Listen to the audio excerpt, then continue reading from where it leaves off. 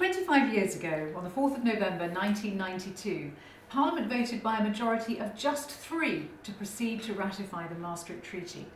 A rebellion by mostly Conservative MPs had almost succeeded, but not quite. Among the rebels was Christopher Gill. He was the first MP to ever publicly state we should leave the European Union. Christopher was the MP for Ludlow between 1987 and 2001, and I'm absolutely delighted that I'm joined by him to discuss this critical moment in UK-EU history, the outcome of which could have been also very, very different. Christopher, why were you so keen to prevent Parliament from ratifying the Maastricht Treaty? Well, I actually read the Maastricht Treaty. Most of my colleagues hadn't read it, and they were relying on the glib assurances of the whips that this was in Britain's best interest, and truly it wasn't. And what was so wrong about it in your view? What was wrong about it is that we were actually subcontracting the making of laws which would affect us all to people that we neither elected nor could get rid of. And this was the first time this had actually been enshrined. We might have all suspected that, but this was the first time it actually was put down in black and white, was it? Well, yes, I mean, there'd been various treaties prior to the Maastricht Treaty, but the Maastricht Treaty was the most significant one because it represented a huge transfer of sovereignty from Westminster to Brussels. John Major, of course, was very much in favour of it. He was. You tried to convince him otherwise. What Yes. kind of response did you get? Well, John Major, in spite of his reputation, was playing both ends against the middle, and he would say to people like myself, I'm really Eurosceptic, and then to the others of my colleagues who were Europhile, he would see that he was on their side. And it was only when we actually talked to each other that we discovered how two-faced he was being about this issue. And then, of course, there was the famous moment when he called people like you bastards after a television interview. How did that make you feel? I suppose you must have really recognised you. What it made me do was go home and find a photograph of my father, and then whenever I went for interviews with John Major, and I had one or two, I took a photograph of my father with him to prove that I wasn't a bastard. That's very, very generous of you, some might say. So just tell us a little bit more about what happened throughout the course of the debates about the Maastricht Treaty. Was it bitter? Was it did you manage to get? Well, you must have got some points across to be able to just lose so narrowly. Yes, it became bitter towards the end, but initially I think that people like myself felt that by deploying the best arguments we would win the debate, but I think that the decision had already been made that we were going to throw our lot in with the European Union, and there was little that us backbenchers could do to stop it. And presumably the whips, the people that instruct MPs how to vote, played a hand in this? Oh, certainly. They exercised great pressure on backbenchers.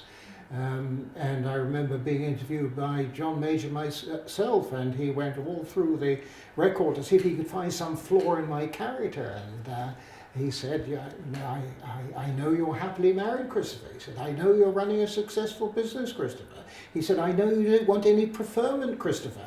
He was searching for some flaw or weakness in my character that would have enabled him to actually put pressure on me to do as he wanted. So these stories we often hear about the whip sort of, in a sense, operating a kind of covert system of blackmail on MPs is absolutely true. Well, the black arts of the whips are, yes, fairly well recorded, yes. Okay. So you're all there, you've got to vote, the lobby bells presumably being rung. Yeah. What happened in the lobby? Because you talk about this in your book, Whip's Nightmare, Diary of a Maastricht Rebel.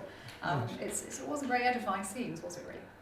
No, the whips had to use strong-arm tactics, really, to persuade some of my colleagues to go through the whip for the government side.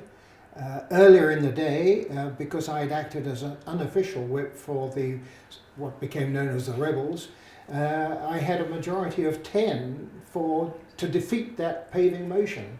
But by the time the vote came along at 10 o'clock that night, the government had gone into overdrive, the whips had gone into overdrive, and some of my colleagues who pledged their vote to vote against the paving motion caved in and voted with the government. And if only 2 of them had resisted the blandishments of the government, then the course of British history undoubtedly would have been changed. And I gather that David Davis was amongst these whips at the time, is that right? Our Dave- current Brexit secretary, which seems rather anomalous. Well, there is a great irony there, isn't there? That David Davis certainly was in the Whip's office at that time, and he's now the Secretary of State for Brexit. So, but Maastricht obviously eventually went through. We did hand over huge rafts of powers to the European Union as a Yes. result. But then, of course, last year the public voted decisively to leave the European Union. Yes. How do you rate progress on that referendum vote? How do you think the government is doing on actually getting us out? Not very well at all. The government should, on the strength of the referendum result last June, have immediately, in my opinion, have delivered an ultimatum to Brussels and said, look, we voted for out, and we're intending to sever all our connections with the EU's institutions, but if you people want to continue trading with us on the same basis, the choice is yours. But instead of that, we've been negotiating, and of course we've lost a lot of time. There was a huge delay between the referendum and the delivering of the Article 50 notice, and there's been continuing delay ever since. Do you think we will get out of the European Union? I believe we will, but I believe it when I see it, so to speak. I'm still a little bit sceptical. You have your doubts. I have my doubts. Yeah. So, for those 17 million people plus who voted to leave the European Union and are now potentially seeing Brexit betrayed, Yes. what would you say to them?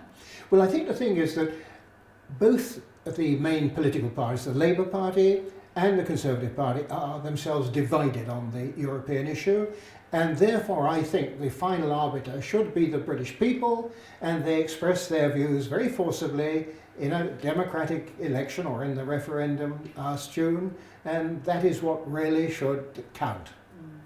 And what role will obviously you were a Conservative MP, you're now a very proud member of UKIP. Indeed. UKIP presumably has a huge role to play in this still. Some people say, no, UKIP's finished, we've done our job. You clearly don't think that's No, I don't think so at all. I think UKIP has an extremely important role to play now and until such time as we get a clean Brexit.